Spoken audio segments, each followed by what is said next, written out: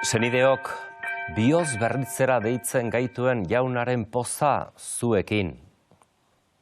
Aurtengo garizuma honetan, Elizak aukera ematen digu salbamen misterioaren muinean sartzeko, San Joseren eskutik. Horrela eskaintzen digu Frantzisko aita santuak bere gutun pastoralarekin, Patris Corde, aitaren bihotzez. Gainera gure egungo kultura giroan, aitaren irudia desagertzeko zorian da, gizonaren paper eta irudiaren krisiak arrastatuta. Eta kristauoi dagokigu, gizon emakumearen arteko batasuna argitzea, aita eta amaren arteko ituna azpimarratzea. Jesus aurrak Nazareten izan zuen giro egokia garatzeko eta ikasteko, eta bi eredu bikainaiei esker, Maria eta Joserekin, jainkoaren semea gizondu zen. Eredugarriak, jainkoak berak biei erakutsi zielako bere naia, eta eskatu zielako esatneko izaten. Baina goikoaren borondate sakratu horrek, modu bortitzean topo egingo zuen errealitatearekin. Joserentzat larria zen, Mariaren haurdunaldia, eta ez zuen publikoki salatu nahi, eta beraien lotura isilean etetea erabaki zuen. Aingeruaren lehen ametsak kinka horretatik ateratzen lagunduko zion. Jose, Daviden ondorengoa ez izan beldurrik, Maria zeure emaztetzat hartzeko.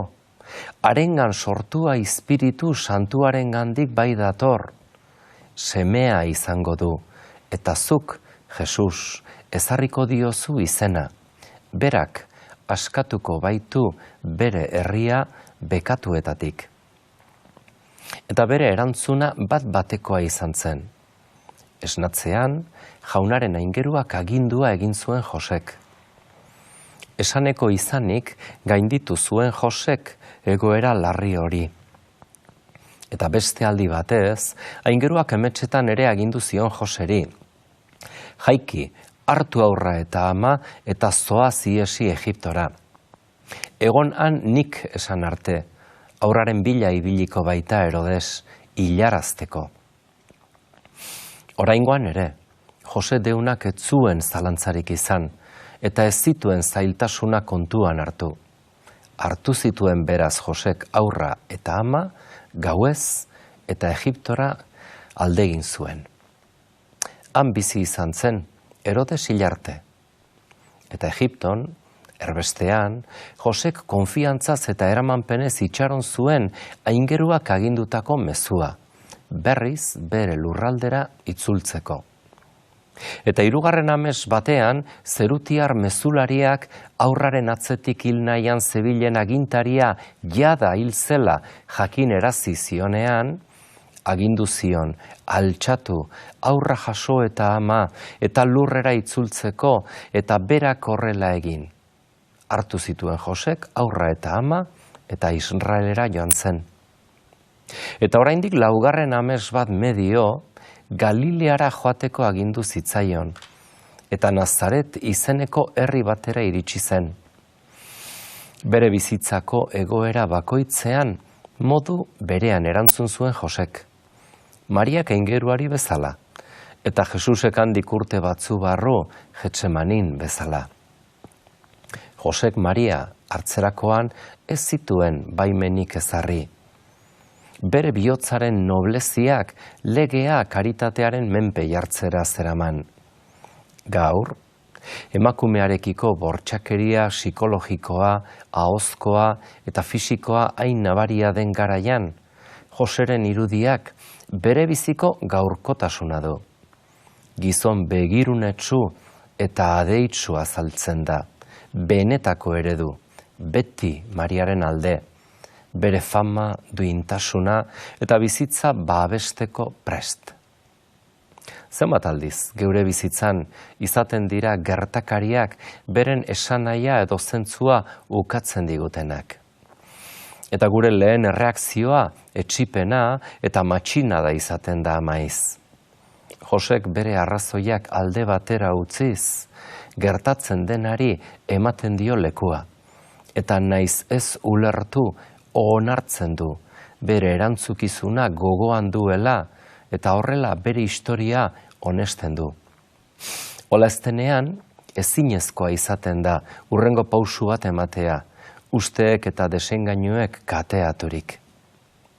Jesusen etorrera gure artera aitaren opari bat da, norbera bere historiaren haragiarekin adiskidetzeko eskainia, naiz eta ez erabat ulertu.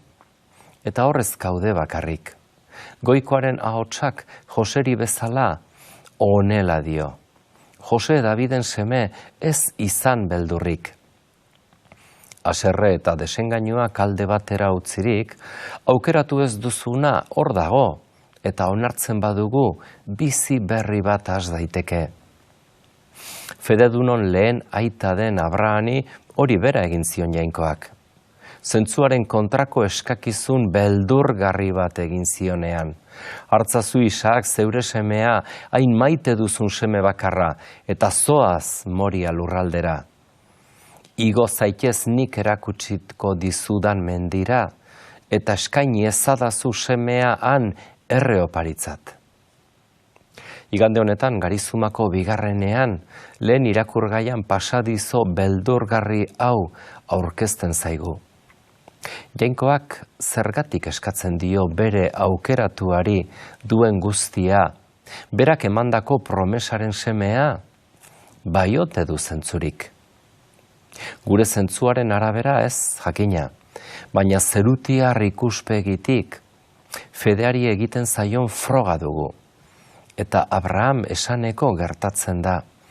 Ulertu gabe, jaunaren eskakizuna bideratuko du minez eta kezkaz, baina fidatuz. Eta hortik hasiko da historia berri eta eraberritzailea. Jesusek bai, beteko du aitaren eskakizuna, bizia denei eskaintzekoa. Esker honez bizi gaitezen beti senideok. Aste ona izan.